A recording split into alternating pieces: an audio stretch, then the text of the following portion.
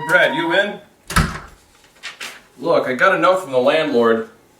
Hey look, I know my videos haven't been making a lot of money yet, but if we don't come up with something soon, the landlord's gonna boot us out of here.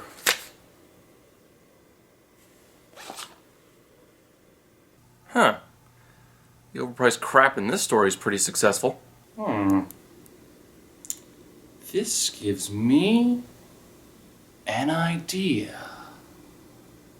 Who wants to buy a guitar for $500,000?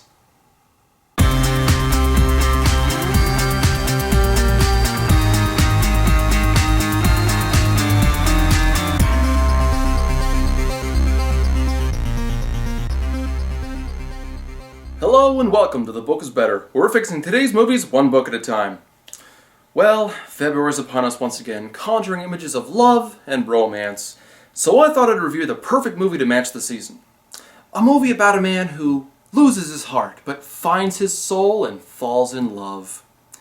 I'm of course talking about the 2010 film, Repo Man! In a way, one could argue that this is a good movie for Valentine's Day, since the author got the idea for the story after seeing a Valentine's decoration in a pawn shop. And BAM! The idea of selling and repossessing artificial organs was born! Repo shows are now a dime a dozen on reality TV. Garbage shows with the exact idea told over and over again now flood the channels.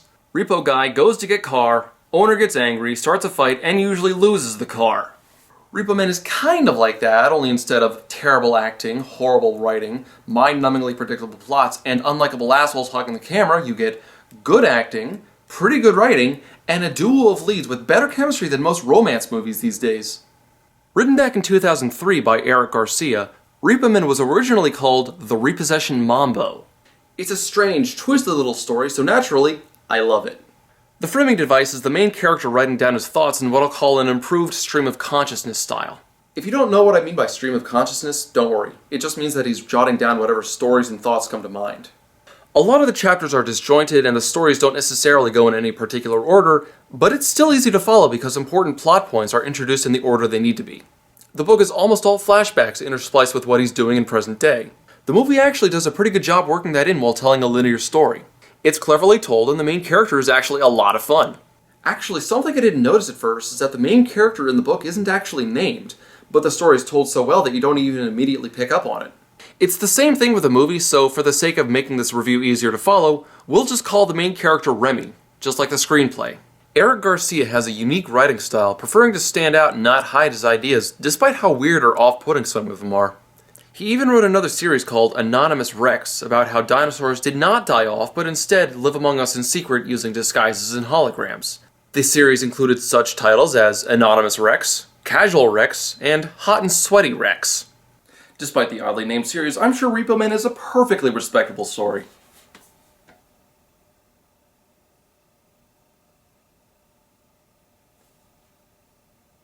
What?! Garcia was heavily involved in the screenwriting, taking it from a direct adaptation from the book to a greatly reduced, but in his mind, still a worthy attempt capturing the spirit and characters of the story. The screenplay was apparently rewritten 39 times. Garcia said the end result was something he was really proud of, even if it did cut a lot out from the book. But, is it really that good? Let's find out in Repo Man. And from around the globe and around the corner, here's what's happening in your world this morning. The movie opens with Remy, played by Jude Law, hunting and pecking as he talks to the audience about Schrodinger's cat. Ever since I read about that cat, I can't get the story out of my head. How can anything be alive and dead at the same time? Now, some might try to say this is a clever way to question whether or not someone with an artiforg, or artificial organ, is alive or dead. I would say those people are assholes. You see, the premise of the movie is that in the future, you can basically live forever with artiforgs, as long as you don't fall behind on your payments. Artiforgs are perfected organs which cost as much as a small house. There are loans you can get from the central company that heads these devices called the Union, but keeping up in payment can still be difficult, so they send bio-repo men out to reclaim the expensive product if you fall behind, which often results in the client dying. Yeah, they sound like dicks, but Jude Law makes Remy come off as a badass. No worries, keep it holstered. Everything's okay. I can pay. Sorry, that's not my department. Oh, but here we get an early look to an objection that many people had to the movie. It was too gory. Now, I am reviewing the unrated version, but even still, there's a lot of blood and reaching inside gaping wounds and complete surgeries and all sorts of messes. Some people might not be able to stomach these sorts of things, so I came up with a solution. This brand new state-of-the-art Maxis stomach unit processes food, prevents vomiting, and comes in 5 different colors. And it can be yours for just $320,000! Despite his day job, Remy is a family man with a young son and an apathetic wife. He drives his son to school one morning and... Oh, come on! An ad for soda? Childhood obesity and diabetes are bad enough, you bastards! And why is there an ad like that in a school anyway? In fact, there are ads all over the place, selling everything from artiforgs to... sex toys? What the hell is that for? Whatever. The movie really picks up when we get to meet Jake, Remy's best friend, in one of the best scenes from the movie. Can you scout? Give it up, buddy. What's the magic number? Not today, Jake. Wrong answer. You gotta stop nicking these barcodes, Jake. Won't happen again, boss. Oh, you okay, man? You okay? I'm working with fucking children. These two actually make a fantastic duo.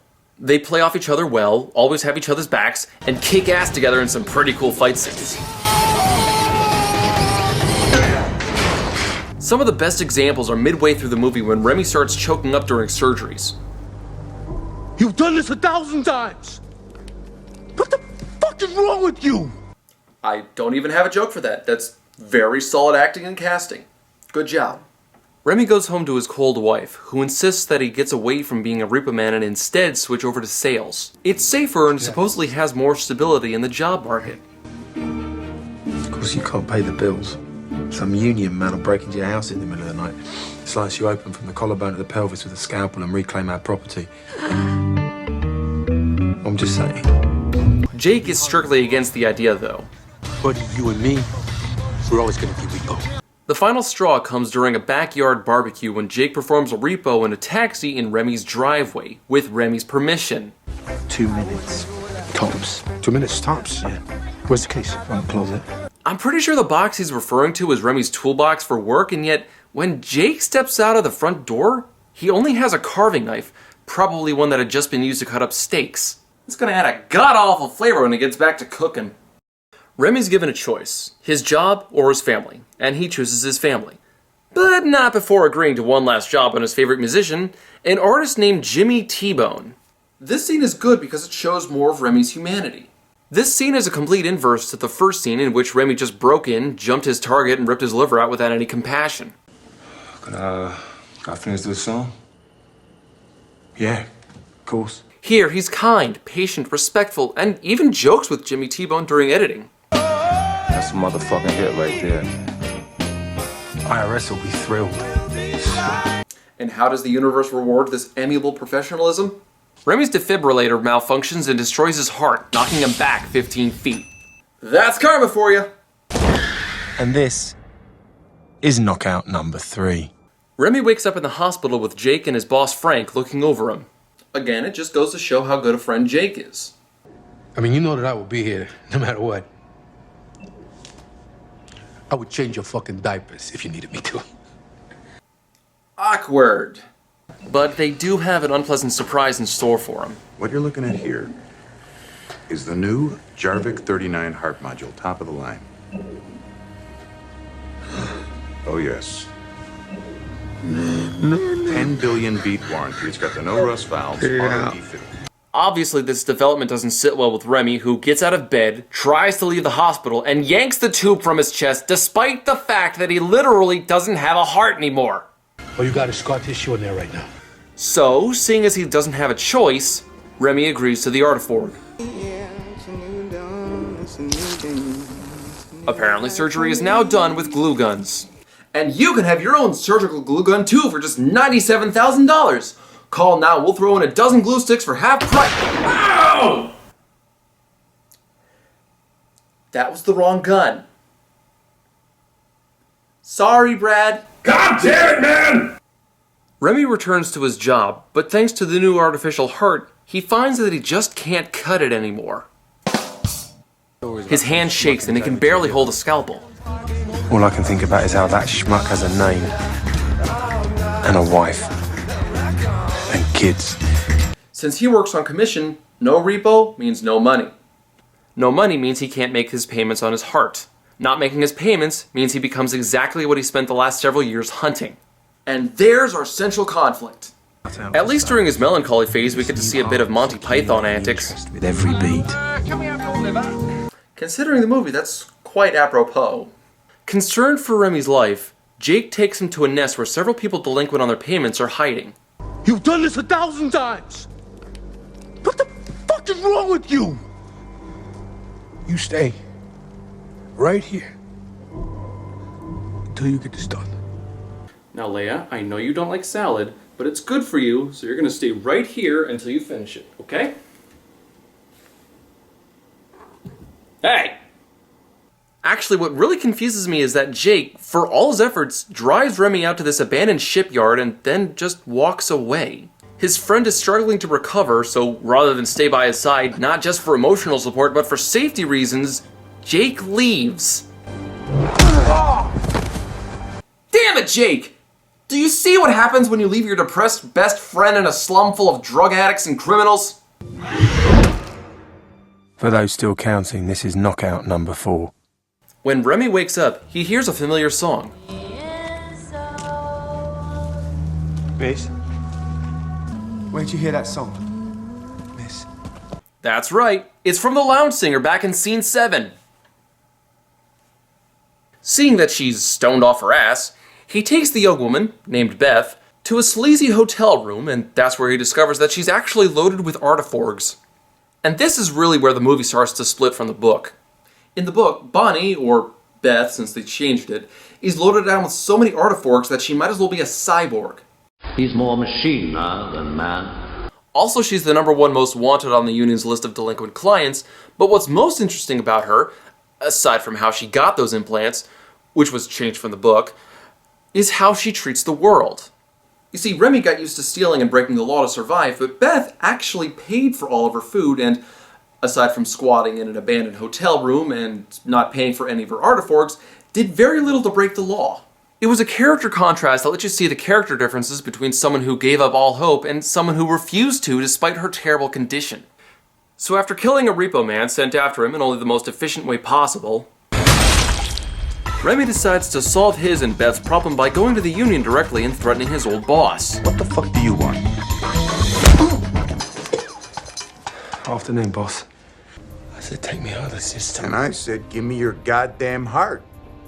Or, and there is an option here, we could sit down and talk this out. You know, maybe come up with a plan that fits your... At least he got to live the American dream and shoot his boss.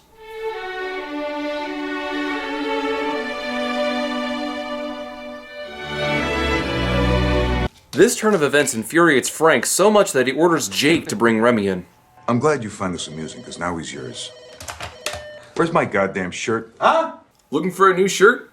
Well, look no further than the XG Super Pro 95! It'll get you the job, it'll land you the promotion, hell, it'll even get you laid. And it can be yours for just 4 easy payments of $127,000! Since the plan didn't work, Remy and Beth have no choice but to run for it. But first, Beth has to get her knee looked at. What are we doing? On your knee. She's the surgeon. Yeah, I just do anesthesia. These days the little one's got to steady her hand. She's 5. She's 9, actually, but she's been doing this since she was 4, ain't that right, Pump? And you thought your healthcare sucked. Yay! But when it comes to the actual escape, there's a little problem with the courier. Namely the gaping hole in his stomach. But who could have done such a thing? It just goes on like that for a while. How'd you find us? Found you the same way you would have found me. That's not an answer. We get a lackluster fight scene between Remy and Jake in which Forrest Whitaker totally kicks Jude Law's ass, but before that, Jake reveals one shocking truth. If I had known that you were gonna be such a pussy about the accident. Yep. Well, you thought Jake tampered with Remy's defib unit and really, this is why the story works best non-linearly.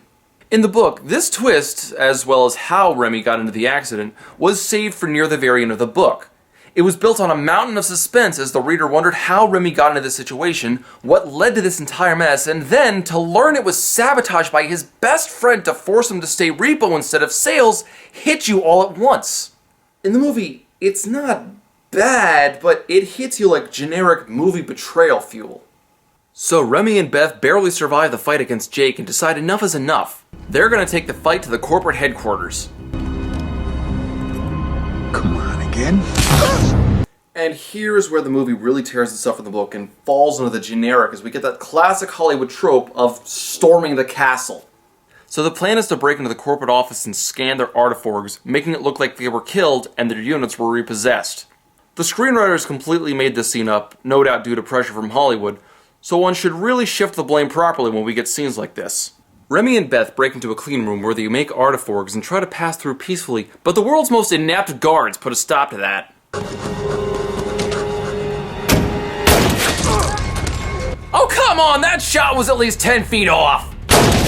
Remember, guys, gun safety is important. You have to aim, then fire. You can't just wave your gun around and hope you hit. Ow!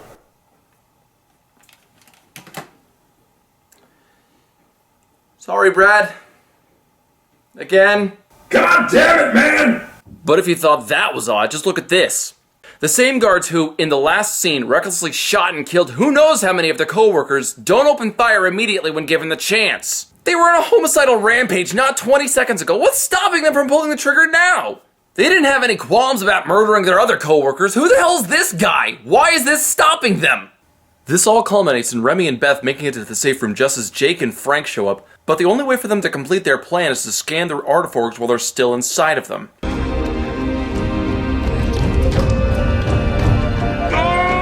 Okay, now you're just fucking with us! Oh, but this is the best part. Remy first has Beth fit the scanner into his chest, then, with the scanner covered in his blood and viscera, sticks it in her mouth. This movie's gone from enjoying a stupid amount of gore to being someone's really creepy fetish project. But just as Remy finishes scanning Beth's last artiforg, Jake finally finds his way into the sealed extraction room by scanning an artiforg one of the guards in the hallway had. Okay, so this world has scanners which can detect artiforgs in a person's body. And Jake is so good at surgery that at one point he pulls a man's kidney out from the front. And yet, it still takes him this long to find a single organ? Remy and Beth are on their last organ when Jake enters the room, and Beth had over a dozen artiforgs inside of her, so they must have been in there for a while. Attention, Hollywood! This is why constantly changing the author's work is a bad thing. Because if you keep making little changes and little changes, eventually those turn into big changes, and that helps create plot holes. You morons! But as he enters, Jake has a sudden change of heart. Is she really worth it? She's worth every job we ever did. End it, Jake. Now.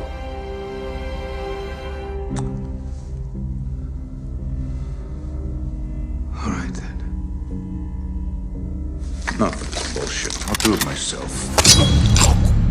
That was probably the least gory blood splatter in the movie. But that doesn't seem like enough for an ending. We need to Michael Bay this bitch up.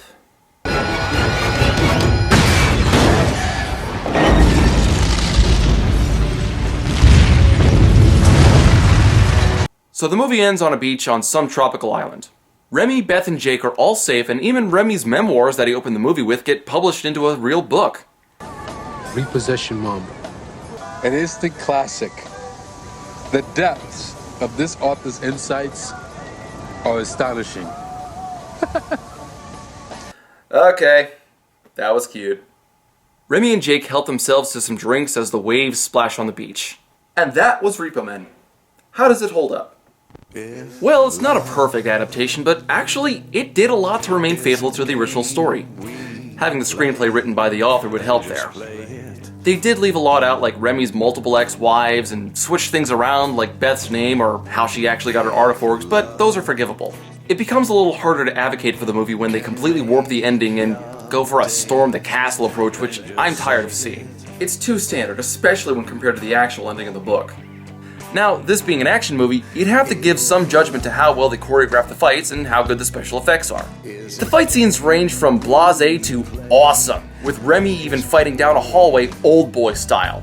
And the special effects, though not relied upon, are pretty good too. The music is nice, the acting is great, and you really get a feel that Remy and Jake have been friends for years. The only place the movie suffers from is the gore and the story. My biggest problem comes down to the story itself. It goes from what I thought was a gripping character study with a clever, heartwarming ending that I didn't see coming, to a stereotypical mess where your company is evil and your boss is a bad guy and needs to die. But if you can get past that, you're likely to enjoy this messy, fun... Huh? Wait. What's up? It's just a glitch. It'll sort itself out. Wait, what the hell is going on? There. Hey, you guys take it easy. I want him to be comfortable, all right? Yes, sir. Nothing to worry about. If that hook had hit him any lower, it might have posed a problem. The M5 neural net is top of the line. Why should your loved one pass on just because of a little brain damage? That's barbaric. With the M5 neural net, yesterday's dreams are today's reality. It was a dream? The last 25 minutes of the movie didn't happen? They pulled a Brazil ending? Oh! Oh, you bastards out of nowhere! Why? Why would you do this? You rotten sons of bitches! How could you go and betray your own movie like that? It wasn't perfect, but it was fine. The ending was good, it was uplifting, and then you had to go and crap all over it like that? Why would you sabotage yourself? Everyone hates the dream ending cop-out. I mean, why would you bother? Yeah. Okay.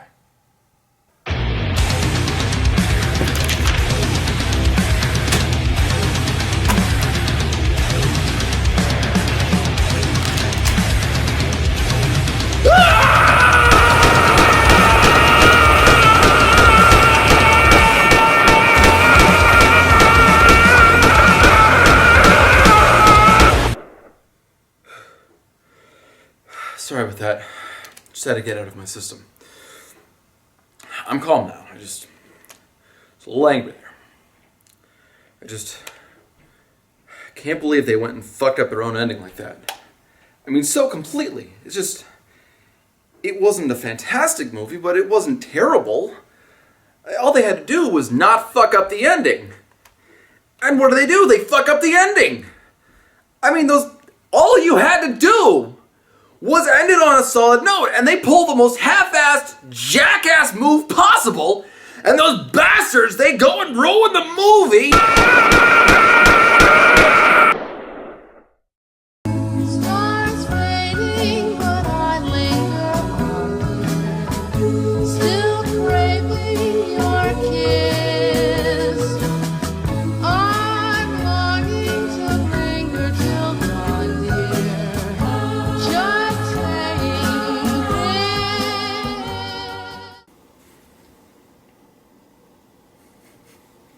Give me that look. Oh, now she's actually checking the bowl out.